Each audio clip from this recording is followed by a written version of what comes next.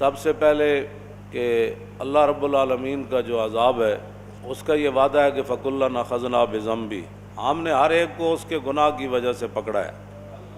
فَأَرْسَلْنَا عَلَيْهِمُ الطُّوفَانَ وَالْجَرَادَ وَالْقُمَّلَ وَالضَّفَادِعَ وَالدَّمَ آيَاتٍ مُفَصَّلَاتٍ، پھر وَجَاوَزْنَا بِبَنِي إِسْرَائِيلَ الْبَحْرَ فَأَتْبَعَهُمْ فِرْعَوْنُ وَجُنُودُهُ بَغْيًا وَعَدْوًا حَتَّىٰ إِذَا أَدْرَكَهُ الْغَرَقُ قَالَ آمَنْتُ أَنَّهُ لَا إِلَٰهَ إِلَّا الَّذِي آمَنَتْ بِهِ بَنُو إِسْرَائِيلَ وَأَنَا مِنَ الْمُسْلِمِينَ۔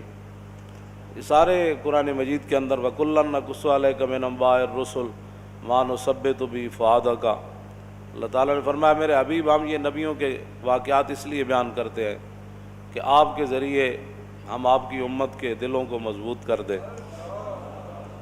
اگر درس قرآن ہم نے بلایا ہوتا یہ زمانہ نہ زمانے نے دکھایا ہوتا، چونکہ اقتدار ایک ایسی چیز ہے کہ جو انسان کو اندھا کر دیتی ہے۔ عام مسلمان فقر و سلطانی بہم کرد، ضمیر باقی و فانی بہم کرد۔ اقبال کہتا ہے یہ صرف مسلمانوں کی خاصیت ہے کہ جنہوں نے فقیری اور بادشاہی ایک جگہ جمع کی اور دنیا اور آخرت کے اندر کوئی فرق نہیں کیا، کہ مومن جب بھی دعا مانگتا ہے تو ربنا آتنا فی الدنیا حسنہ۔ وہ لوگ جو سمجھتے ہیں نا کہ دین میں آنے کے بعد دنیا نہیں ملتی، تو رب نے آخرت سے پہلے دنیا کا ذکر فرمایا ہے، دنیا پہلے اچھی مانگتا ہے مومن۔ ربنا آتنا فی الدنیا حسنہ وفی الآخرۃ حسنہ۔ حسنہ کے اوپر جو تنوین ہے یہ تنکیر کے لیے بھی ہے اور تعظیم کے لیے بھی ہے، یعنی چھوٹی سے چھوٹی چیز بھی یا اللہ مجھے دنیا کی عطا فرما، اور بڑی سے بڑی چیز بھی مجھے دنیا کی عطا فرما۔ یہ نبی علیہ الصلوۃ والسلام جو دین لے کر آئے، حضور نے فرمایا میں رہبانیت والا دین لے کر نہیں آیا۔ ہاں جی، ایک حضور گزرے نا ایک سفر سے تشریف لے جا رہے تھے، تو ایک غار آئی، اس غار کے اندر پانی بھی تھا، تو وہاں سبزیاں وغیرہ وہ سارا جو ہے وہ موجود تھا۔ تو ایک صحابی نے عرض کی حضور اگر اجازت ہو تو باقی زندگی میں اس غار کے اندر اللہ اللہ کرتے نہ گزاروں۔ تو حضور نے فرمایا اللہ کے بندے، میں کوئی رہبانیت لے کر آیا، میں کوئی یہودیوں والا دین لے کر آیا، میں کوئی نصرانیوں والا دین لے کر آیا، یہ کیا بات تو نے کر دی؟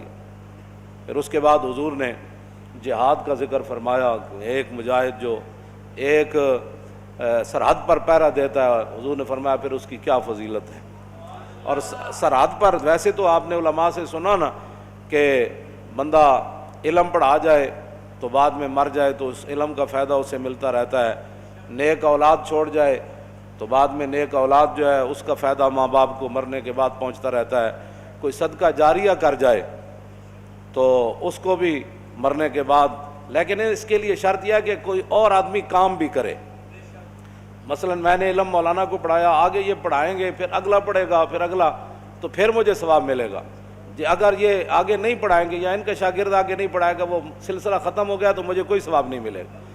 اسی طرح ولد صالح کا مطلب یہ ہے کہ اولاد چھوڑ جائے، پھر آگے اولاد، تو وہ آگے اس کے بدکار آ جائیں تو وہ اس کا بیٹوں نے تو اسے فائدہ دیا لیکن بیٹوں کے بیٹوں نے فائدہ نہیں دیا۔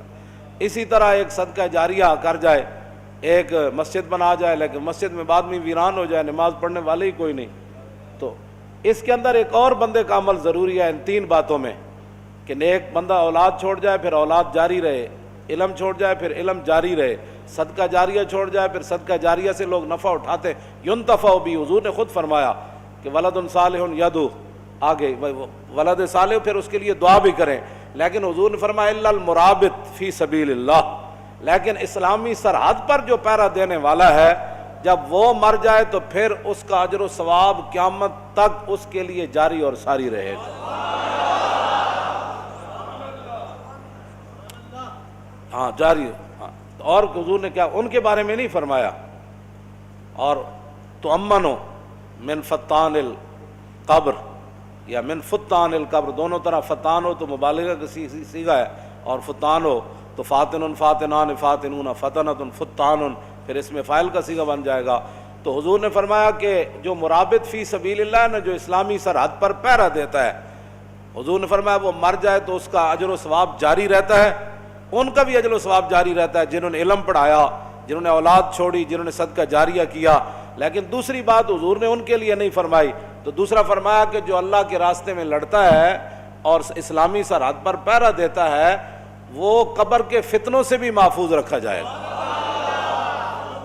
ہاں جی، قبر کا کوئی فتنہ اسے نقصان نہیں دے گا. تو جو سرحد کا پہرا دیتا ہے وہ فتنہ قبر سے محفوظ رہتا ہے، جو تو رسول اللہ کی عزت کا پہرا دیتا ہے پھر اس کو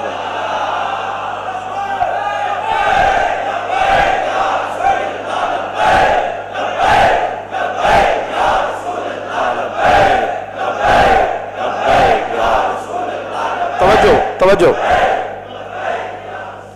نبی علیہ الصلوۃ والسلام کی ہجرت کے بعد جو مبارک زندگی گزری ہے وہ آپ کی جہاد کے اندر زندگی گزری، اور پھر جو خلفائے راشدین کی ابو بکر، عمر، عثمان و علی کی زندگی گزری ہے وہ بھی پوری جہاد کے اندر گزری ہے. تو پھر رسول اللہ یہ ارشاد فرما گئے خود کہ علیکم بسنتی و سنت الخلفاء الراشدین المہدیین عضوا علیہا بالنواجذ. حضور نے فرمایا تمہارے لیے قیامت تک میرا راستہ اور میرے خلفائے راشدین کا راستہ.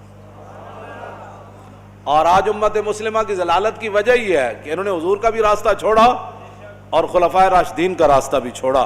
اور حضور نے فرمایا عضوا علیہا بالنواجذ. یہ دانت جو ہے نا، یہ دو صحابہ کی آپس میں کوئی بات ہو گئی تو انہوں نے ان کی انگلیاں ایسے اپنے دانتوں میں دی، انہوں نے ایسے کھینچا تو ان کے دانت نکل گئے. تو پھر وہ حضور کی بارگاہ میں آ گئے، انہوں نے کہا حضور انہوں نے میرے دانت جو نقصان پہنچایا.